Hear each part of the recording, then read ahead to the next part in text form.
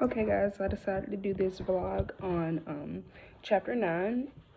So, chapter 9, from what I've seen, basically talks about how a student fights for transfer credits and transfer student rights in a sense. And I kind of enjoyed this chapter because I could relate. When I was in high school, I was dually enrolled. So after I graduated in 2017, I left with a couple of college credits going to college. So the downfall about that is depending on where you take classes and where you get your transfer credits and stuff like that, they don't always transfer, which is very aggravating and it can be annoying because sometimes you may not get the structure of how someone may be teaching you at one school, but versus another school, you may be understanding it a little bit better.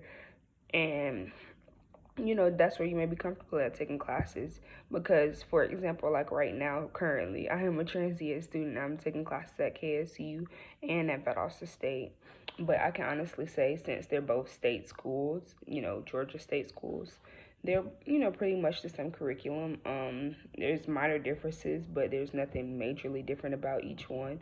So, after reading that, I could definitely relate. This is basically about a student who transfers who transfers to a different school. And so basically she is reporting on how schools go about transfer credits. How do they go about which credits they will and will not accept? How do they go about which classes fall in line with other classes at two different universities, and how the curriculums are the same. So she collected the experiences of transfer students, but still needed to find out exactly how university officials decide which courses to accept for credit. When the usual reporting methods produced no results, she considered going undercover. So basically, this was, kind of funny, and it was a good story at the same time. So she kind of had to, lie her way through some situations to get the truth. And I'm not gonna say that's always necessarily bad, but yeah. So as the chapter went on, the situation was inconsistency in rules on transfer credits.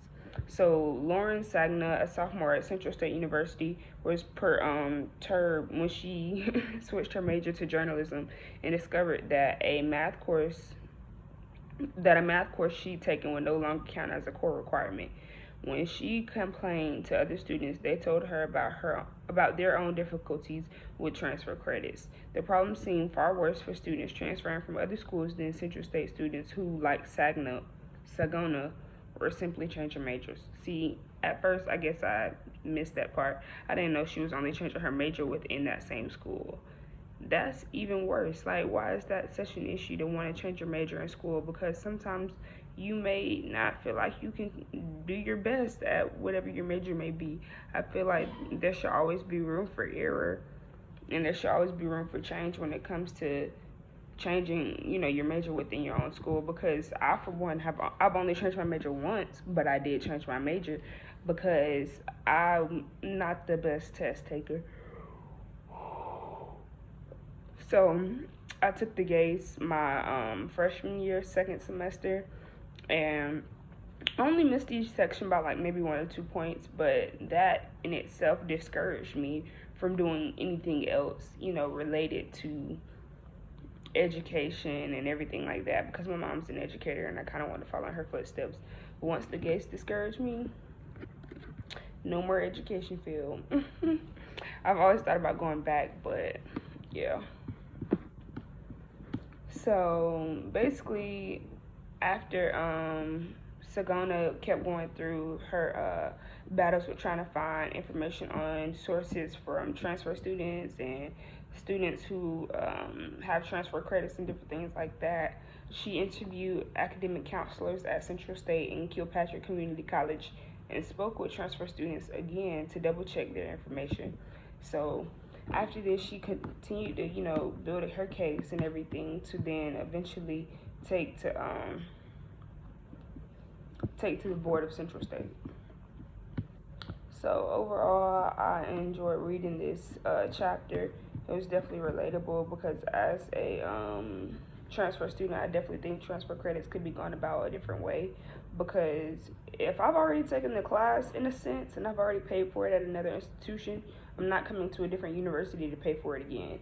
So I feel like across the university system of Georgia, there needs to be some type of transfer rule set in stone that transfer credits, no matter where you go in Georgia, as long as it's a Georgia institution, university, or something, they should be accepted. So yeah, peace, guys.